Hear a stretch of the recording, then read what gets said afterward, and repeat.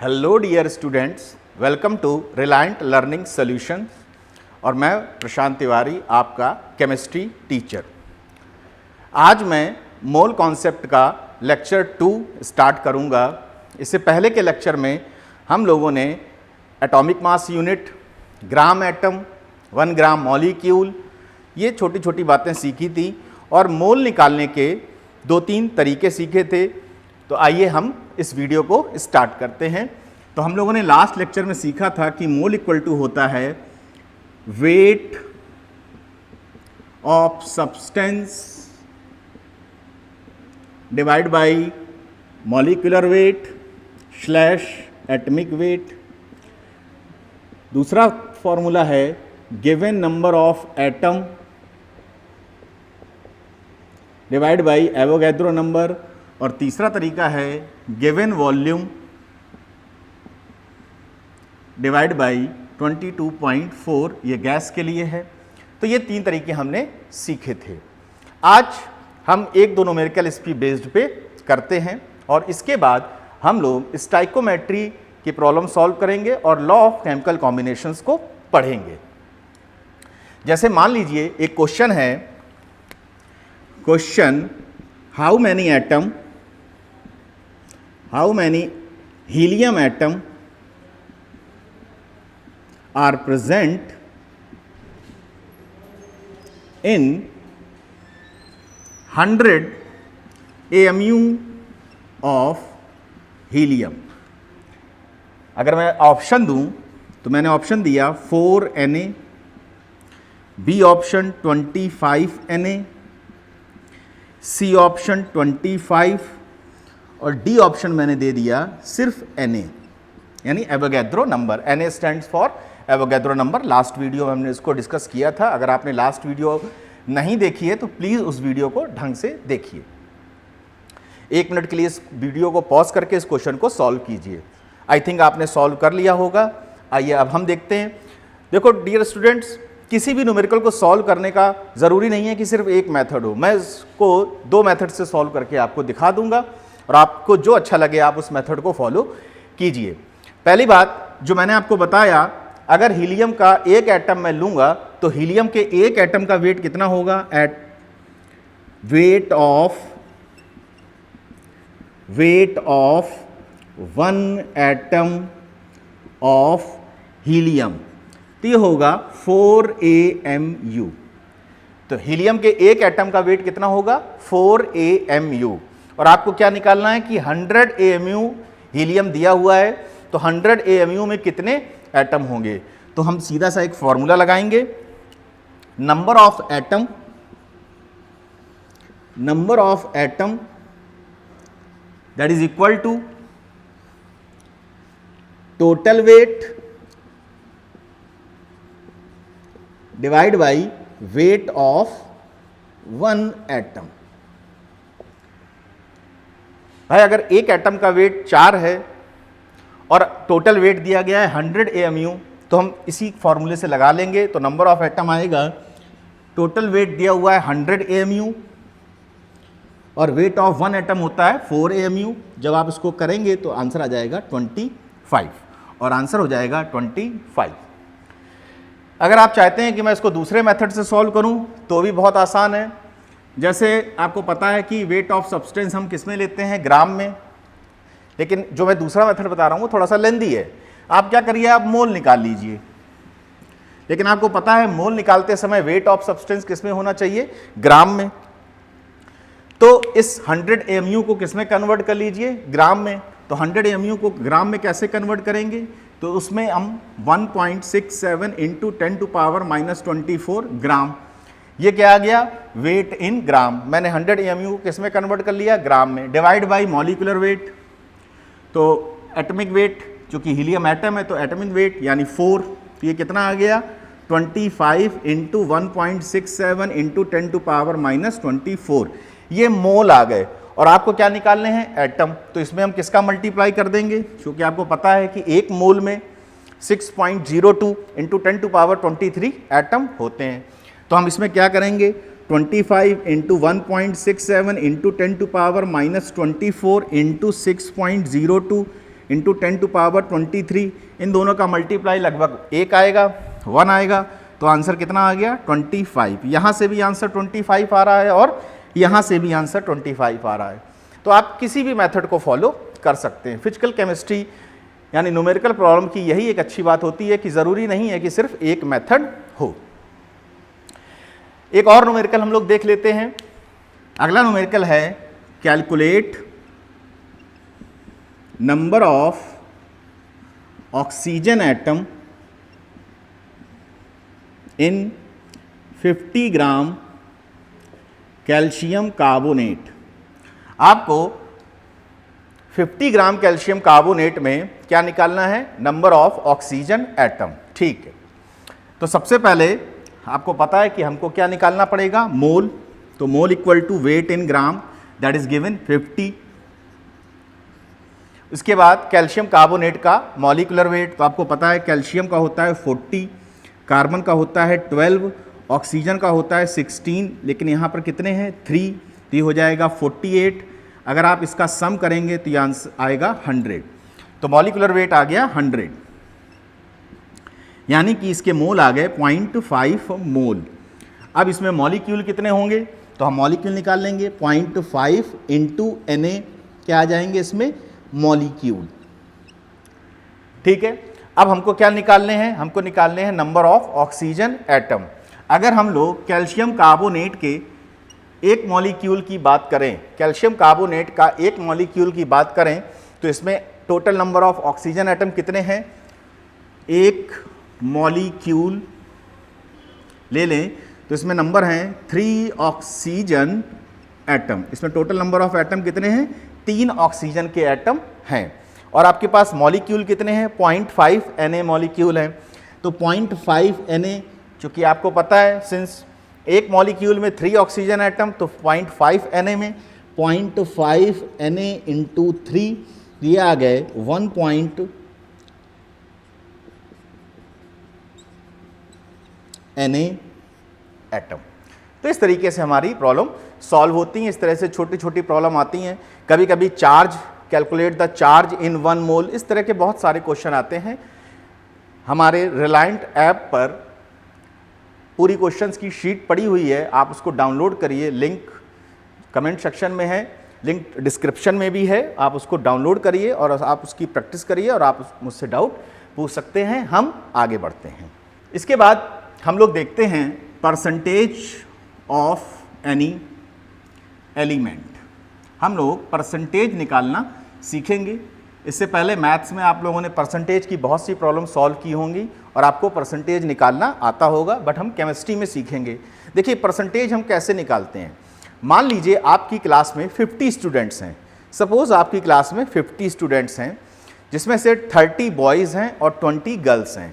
आपकी क्लास में कितने स्टूडेंट्स हैं, 50 स्टूडेंट्स हैं। टोटल 50 स्टूडेंट्स हैं, जिसमें से आउट ऑफ 30 बॉयज़ हैं और 20 गर्ल्स हैं। और अगर मैं पूछूं कि आपको बताना है बॉयज़ का परसेंटेज, कि बॉयज़ कितने परसेंट में हैं, तो आप क्या करोगे, बॉयज़ का नंबर यानी 30 डिवाइड बाई टोटल स्टूडेंट्स यानी 50 इंटू 100 आप इस करोगे और आपको बॉयज़ का परसेंटेज पता चल जाएगा। अगर आपको गर्ल्स का परसेंटेज निकालना है तो गर्ल्स का number divide by total number into 100, तो इससे आपका गर्ल्स का नंबर पता चल जाएगा। इस तरीके से हम परसेंटेज निकालते हैं। इन अ सिमिलर मैनर अगर हमको किसी कंपाउंड में किसी एलिमेंट का परसेंटेज निकालना है तो हम क्या करेंगे, एलिमेंट का वेट डिवाइड बाई पूरे मॉलिक्यूलर का वेट इंटू 100, सिर्फ ये करेंगे। तो यानी अगर हमको परसेंटेज ऑफ एनी एलिमेंट निकालना है, परसेंटेज ऑफ एनी एलिमेंट निकालना है तो हम करेंगे atomic weight of that element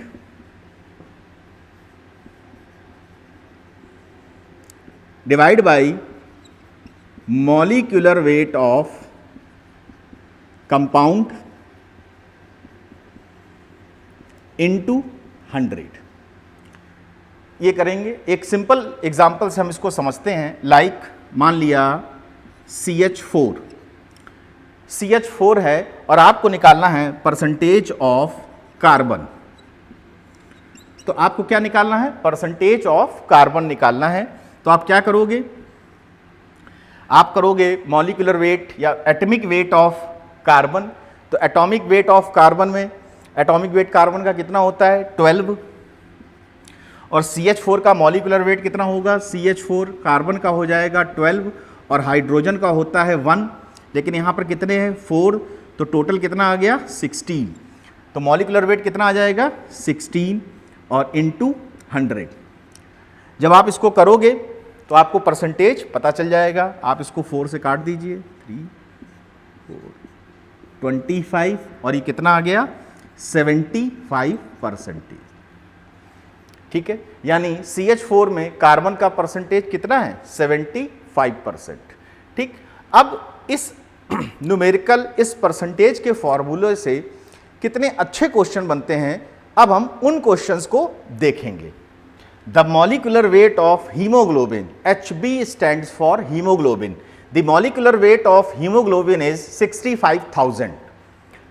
haemoglobin contain 0.35% by mass iron. ये जो परसेंटेज है वो बाई मास है। क्वेश्चन ये पूछा गया है कि how many iron atoms are present in 1 molecule of haemoglobin. यानी अगर हीमोग्लोबिन का जो वेट है, मॉलिक्यूलर वेट है, वो है कितना? 65,000 और उसमें आयरन बाई मास है 0.35%। तो पूरे हीमोग्लोबिन में आयरन के कितने एटम होंगे? तो इसको करने के लिए सबसे पहले हम लोगों को परसेंटेज वाला फॉर्मूला लगाना पड़ेगा। तो वो हम लोग परसेंटेज वाला फॉर्मूला लगाते हैं। तो percentage of iron equal to, अगर हम लोग ये मान लें कि X एटम है, सपोज करिए हमने मान लिया कि इसमें यहाँ पे सॉल्व, यहाँ जगह नहीं है तो यहाँ सॉल्व करते हैं। तो परसेंटेज ऑफ आयरन हमने मान लिया कि एक मॉलिक्यूल में X एटम है, एक मॉलिक्यूल में X एटम है। ठीक है, तो और एक मॉलिक्यूल का एटॉमिक वेट कितना होता है? 56। तो X इंटू 56, एक मॉलिक्यूल का वेट कितना होता है? 56 आयरन के, और मान लिया X है तो टोटल वेट कितना हो जाएगा? 56 इंटू X। इसके बाद टोटल मॉलिक्यूलर वेट कितना है? 65,000 लिख लिया, 65,000 इंटू 100। ठीक है, और परसेंटेज कितना दे रखा है? 0.35। तो यहां पर क्या आ जाएगा? 0.35। यहां पर हमने X एटम माना है और 56 इंटू X इसलिए हुआ है कि अगर एक एटम होता तो उसका वेट कितना होता? 56। और यहां पर टोटल एटम हमने कितने मान लिए हैं? X। तो टोटल वेट कितना हो जाएगा? 56 इंटू X। ठीक, और हमको अब X की वैल्यू निकालनी है और हमें आंसर पता चल जाएगा। 20 से 20 कैंसिल हो गए, तो ये आया X into 56 equal to 650 into 0.35। तो X इक्वल टू आएगा 650 इंटू 0.35 डिवाइड बाई 56। जब आप इसको सॉल्व करोगे तो लगभग आंसर आएगा 4। यानी हीमोग्लोबिन के एक मॉलिक्यूल में आयरन के 4 एटम होते हैं। और चूंकि आप लोग बायोलॉजी स्टूडेंट हो तो आपको पहले से ही पता होगा कि हीमोग्लोबिन के एक मॉलिक्यूल में आयरन के 4 एटम होते हैं। हीमोग्लोबिन का सेंट्रल मेटल आयरन है और क्लोरोफिल का सेंट्रल एटम मैग्नीशियम होता है, यह आपको पता होगा। तो आइए एक न्यूमेरिकल और देखते हैं इसी पे बेस्ड। इस न्यूमेरिकल को सॉल्व करते हैं।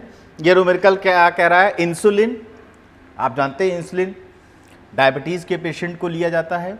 Insulin contain 3.4% by mass sulphur. ठीक है, calculate minimum molecular mass of insulin. अभी पिछले क्वेश्चन में क्या था? पिछले क्वेश्चन में मॉलिक्यूलर वेट दिया हुआ था और नंबर ऑफ एटम पूछे थे। इसमें 3.4 यानी परसेंटेज बाई मास दे रखा है और क्या पूछा है? Molecular mass. देखिए, जब भी कभी इस तरह का आपको शब्द देखने को मिले मिनिमम मॉलिक्यूलर मास। तो मिनिमम मॉलिक्यूलर मास का मतलब है कि हमको यह मानना है कि इंसुलिन में कम से कम एक सल्फर का एटम जरूर होगा। देखिए यहां पर मिनिमम मॉलिक्यूलर मास, देखिए एग्जैक्ट मॉलिक्यूलर मास आप नहीं निकाल सकते। क्यों नहीं निकाल सकते? उसका कारण यह है कि हमको नहीं पता कि इंसुलिन में कितने सल्फर होंगे और यहां ऐसा कोई जिक्र भी नहीं है। इसीलिए वो क्वेश्चन की लैंग्वेज को ऐसा करके देगा कि calculate minimum molecular mass of insulin. वो क्वेश्चन की लैंग्वेज में ही दे देगा कि minimum molecular mass. Minimum molecular mass का मतलब है कि हमको यह एज्यूम करना है कि जो एलिमेंट दिया गया है उसका कम से कम एक एटम तो जरूर होगा। तो हम अपना फॉर्मूला लगाएंगे, percentage of element and that is equal to उसका atomic weight divide by molecular weight into 100। Percentage of element कितना दिया हुआ है? 3.4%। और मैंने कहा कि अगर आपको मिनिमम मॉलिक्यूलर मास निकालना है तो आपको यह एज्यूम करना है कि कम से कम एक एटम तो जरूर होगा, और अगर एक एटम होगा तो उसका मास कितना होगा? 32। मॉलिक्यूलर वेट आपको फाइंड आउट करना है इनटू 100। ठीक है, तो जब आप इसको सॉल्व करते हैं, ठीक है, चूंकि ये क्रैश बैच का है तो मैं इसको फटाफट सॉल्व करता हूं। जब आप इसको सॉल्व करेंगे तो मॉलिक्यूलर वेट लगभग आ जाएगा 941। तो इंसुलिन का मिनिमम मॉलिक्यूलर मास लगभग कितना आ गया? 941। ठीक है, तो इस तरीके से परसेंटेज की बेस्ड पे भी बहुत अच्छे न्यूमेरिकल बनते हैं। अब हम अपने नेक्स्ट सेगमेंट की ओर चलते हैं और वो है law of chemical combination. Law of chemical combination से ज्यादातर कोई क्वेश्चन नहीं पूछा जाता है, लेकिन चूंकि एनटीए का पैटर्न कुछ कह नहीं सकते, कहीं से भी कोई क्वेश्चन आ सकता है। जैसे इस बार मैं अगर जेई की बात करूं तो डाल्टन की एटॉमिक थ्योरी से भी एक क्वेश्चन आया। तो मैं लॉ ऑफ केमिकल कॉम्बिनेशन आप सबने पढ़ रखे होंगे अपने 11th के बोर्ड एग्जाम के लिए, आपने बहुत अच्छे से उसको पढ़ा होगा और मैं ये आशा करता हूं। मैं थोड़ा सा आपको हिंट दे दूंगा लॉ ऑफ केमिकल कॉम्बिनेशंस की, ताकि आपको आसानी रहे। Law of conservation of atom या लॉ ऑफ कंजर्वेशन ऑफ, इसको मास भी कह सकते हैं, law of conservation of mass. तो हमारा पहला लॉ है law of conservation of mass. आपको पता है, ये आपने बहुत बार पढ़ रखा होगा, मास can not be created nor be destroyed but it can convert into one form into another form. तो ये है हमारा law of conservation of mass. अभी हमको ये समझ में नहीं आता है, लेकिन जब इसकी डिस्कवरी हुई थी तो ये एक बहुत बड़ा रेवोल्यूशन था केमिस्ट्री में कि मास कंजर्व रहता है। इसका छोटा सा एग्जांपल हम लोग ले सकते हैं। जैसे मान लीजिए हमने एक रिएक्शन लिखी C+O2 इक्वल टू CO2। तो अभी यहाँ पर अगर हम रिएक्टेंट साइड और प्रोडक्ट साइड मास की बात करें तो आप देखोगे इन होल रिएक्शन ये मास कंजर्व रहेगा। जैसे कार्बन को हम ले लें तो कार्बन हो गया यहाँ पे 12 ग्राम, ऑक्सीजन हो गया यहाँ पर 32 ग्राम। तो अगर हम इन दोनों को ऐड करें तो ये आएगा 44 ग्राम। अगर हम इधर प्रोडक्ट साइड अगर मास देखें तो प्रोडक्ट साइड भी मास अगर हम देखें तो कार्बन और इसका कार्बन डाइऑक्साइड का जो मास होता है 44 ग्राम होता है।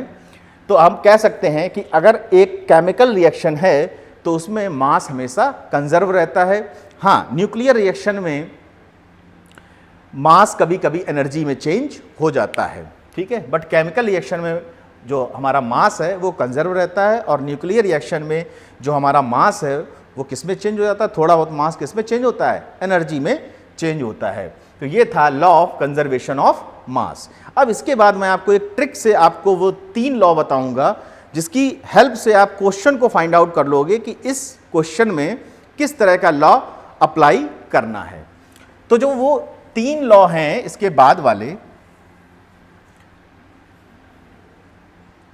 तो इसमें से एक लॉ है लॉ ऑफ डेफिनिट प्रपोर्शन, दूसरा है लॉ ऑफ मल्टीपल प्रपोर्शन और तीसरा है लॉ ऑफ रेसिप्रोकल प्रपोर्शन। ये 3 लॉ हैं, लॉ ऑफ डेफिनिट प्रपोर्शन, तो आप इसको ऐसे याद कर लीजिए, DMR, law of definite proportion, then multiple proportion, then reciprocal proportion. मैं आपको जनरली की बात बताऊं तो जो लॉ ऑफ डेफिनेट प्रोपोर्शन है इसमें जनरली एक कंपाउंड होता है, वो एक कंपाउंड के बारे में बात करेंगे। लॉ ऑफ रेसिप्रोकल प्रोपोर्शन में जनरली 3 कंपाउंड की वो बात करेंगे, यानी 3 कंपाउंड आपको दिए गए होंगे। और लॉ ऑफ मल्टीपल प्रोपोर्शन में ऐसा कोई सिस्टम फिक्स नहीं है, एक से ज़्यादा कंपाउंड्स के बारे में बात कर सकते हैं, या 2 कंपाउंड्स के बारे में बात कर सकते हैं, 3 कंपाउंड्स के बारे में बात कर सकते हैं, 4 कंपाउंड्स के बारे में बात कर सकते हैं। मतलब ये कोई फिक्स पैटर्न नहीं, लेकिन फिर भी आपकी सहूलियत के लिए मैं आपको बता रहा हूँ कि डेफिनेट प्रोपोर्शन में 1 कंपाउंड होगा, रेसिप्रोकल में 3, और मल्टीपल में 1, 2, 3, 4 ऐसे हो सकते हैं। तो हम 1 बाई 1 इनको स्टडी करेंगे। तो हमारा पहला जो दूसरा लॉ है that is called law of definite proportion, हम इसको स्टडी करेंगे। लॉ ऑफ डेफिनेट प्रोपोर्शन, ये लॉ ये कहता है कि अगर आपके पास कोई कंपाउंड है, केमिकल कंपाउंड है, और चाहे आप उसको लैब में बनाएं, चाहे उसका केमिकल सोर्स कोई और हो, चाहे वो लैब में बनाए, चाहे उसका सोर्स कुछ भी हो। लाइक मैंने अगर वाटर लिया, जैसे मैंने वाटर लिया, अब इस वाटर में अगर हम इन दोनों एलिमेंट्स का प्रोपोर्शन देखें, रेशियो देखें, तो 2:16 यानी 1:8 है। यानी H2O में हाइड्रोजन का और ऑक्सीजन का जो रेशियो है वो 1:8 है। अब अगर ये वाटर को चाहे आप लैब में सिंथेसाइज करो, चाहे ये टैप वाटर हो, चाहे ये रिवर वाटर हो, चाहे ये सी से ले आओ, चाहे ये मिनरल वाटर हो, किसी भी तरह का पानी हो, किसी भी तरह की लैब में बनाया गया हो, किसी भी देश में बनाया गया हो, लेकिन H2O में हाइड्रोजन का और ऑक्सीजन का जो प्रोपोर्शन है वो हमेशा डेफिनेट होगा, फिक्स होगा। वो इस बात पे डिपेंड नहीं करेगा कि आपने केमिकल कंपाउंड को किस लैब में बनाया या उसका सोर्स क्या है। तो ये है आपका लॉ ऑफ डेफिनेट प्रोपोर्शन, इस चीज को आप याद रखिएगा, ठीक। इसके बाद आता है लॉ ऑफ मल्टीपल प्रोपोर्शन, तो हम उसको देखते हैं। Law of multiple proportion, law of multiple proportion हमसे यह कहता है कि अगर 2 एलिमेंट आपस में मिलकर एक कंपाउंड बना रहे हैं, 2 एलिमेंट हैं और आपस में मिलकर एक कंपाउंड बना रहे हैं, और अगर हम एक एलिमेंट के मास को फिक्स कर दें, अगर ये 2 एलिमेंट, ये ए एलिमेंट, ये बी एलिमेंट, 2 मिलके कंपाउंड बना रहे हैं, और अगर हम एक एलिमेंट के मास को फिक्स कर दें तो जो दूसरा एलिमेंट इसके साथ केमिकली रिएक्ट कर रहा है, कंपाउंड बना रहा है, उसका रेशियो हमेशा फिक्स रहेगा या वो एक सिंपल रेशियो में आएगा। इसके एग्जाम्पल को हम समझते हैं, तो लाइक CO और CO2, ये हमने इसका एग्जाम्पल लिया। अब देखिए, अगर हम CO में रेशियो देखें तो ये आएगा 12:16, कार्बन का 12 और ऑक्सीजन का 16। CO2 में कार्बन को हमने फिक्स रखा है, तो यहां पे कितना आएगा 12, और ऑक्सीजन का कितना रेशियो आएगा 32। तो अगर हम इन दोनों में ऑक्सीजन का रेशियो देखें, oxygen ratio in both compound वो कितना होगा 1:2, यानी वो एक सिंपल रेशियो होगा। तो 2 एलिमेंट मिलके जब एक कंपाउंड बनाते हैं, अगर एक एलिमेंट के मास को फिक्स कर दें तो जो दूसरा एलिमेंट उसके साथ बॉन्ड बना रहा है उसका एक सिंपल रेशियो होगा। ये है लॉ ऑफ मल्टीपल प्रोपोर्शन। इसको एक और एग्जांपल से समझ लेते हैं।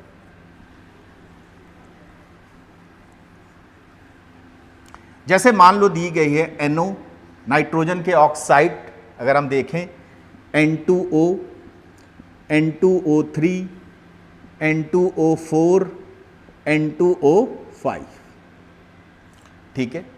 अब अगर हम यहां देखें तो यहाँ पर भी N2 है, यहाँ पर भी N2 है, यहाँ पर भी N2 है, यहाँ पर भी N2 है, लेकिन यहाँ पर क्या है NO। तो आइए इसको NO को, चूंकि हमको पता है कि हमें एक एलिमेंट के मास को हमें क्या करना है, फिक्स रखना है। तो यहाँ पर आप 2 का मल्टीप्लाई कर दीजिए तो ये हो जाएगा N2O2। केवल इस लॉ को प्रूव करने के लिए हम ऐसा कर रहे हैं। तो ये क्या हो जाएगा, N2O2। अब देखते हैं, अब हमारा 1 2 3 4 5 ऑक्साइड दिए गए हैं और पांचों ऑक्साइड में नाइट्रोजन का मास हमने फिक्स कर दिया है। कौन सा मास वेरी कर रहा है, मास वेरी कर रहा है ऑक्सीजन का। तो यहां पर अगर हम रेशियो देखें तो यहां पर रेशियो है 28:32, यहां पर रेशियो है 28:16, यहां पर 28:48, यहां पर 28:64 और यहां पर है 28:80। अब अगर हम पांचों ऑक्साइड में ऑक्सीजन का परसेंटेज देखें, ऑक्सीजन का रेशियो देखें, oxygen ratio in all oxide, तो अगर हम यहां से स्टार्ट करें तो ये आ रहा है 16:32:48:64:80, यानी 1:2:3:4:5। तो देखिए कितना एक सिंपल रेशियो बियर कर रहा है, 1:2:3:4:5। तो ये है हमारा लॉ ऑफ मल्टीपल प्रोपोर्शन। एक बार फिर से law of conservation of mass क्या है, मास can not be created nor be destroyed in a chemical reaction.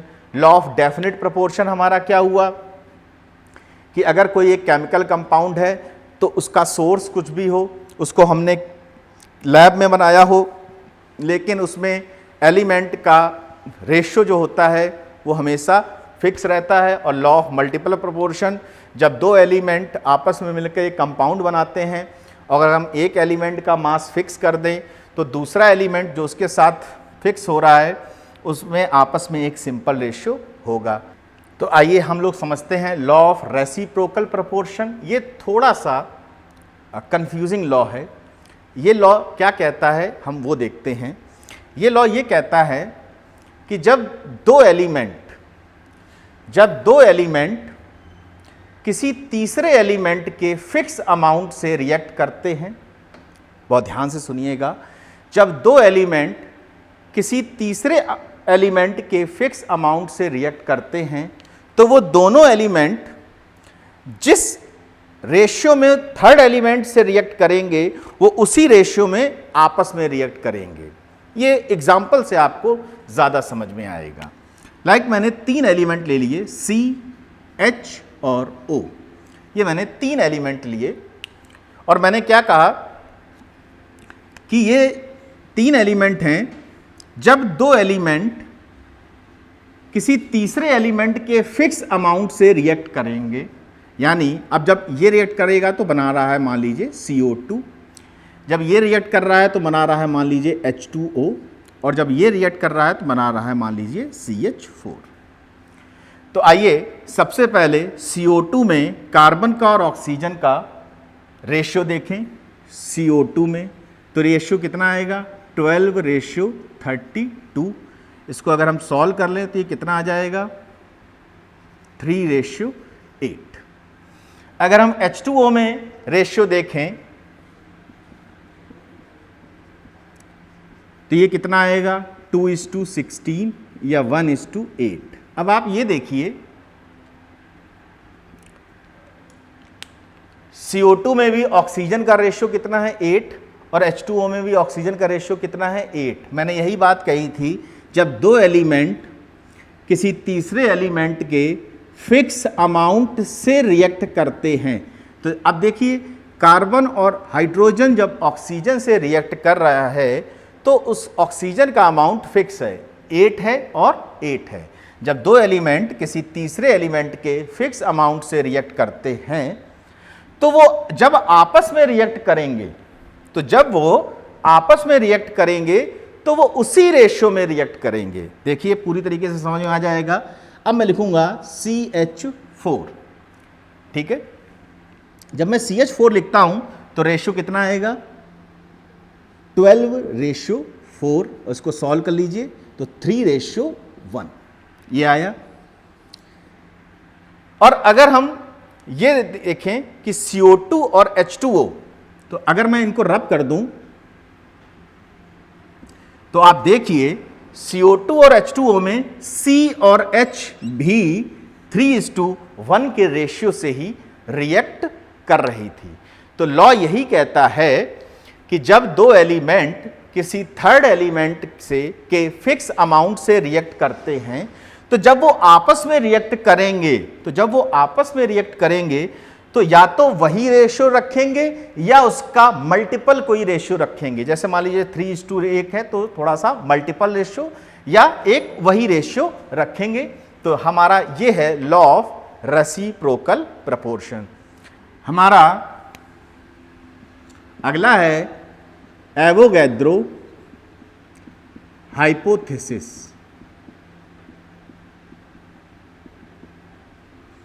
हमारा अगला लॉ है एवोगैड्रो हाइपोथेसिस। ये लॉ क्या कहता है?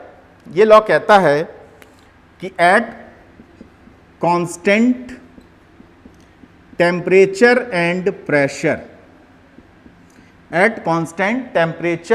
Pressure, equal volume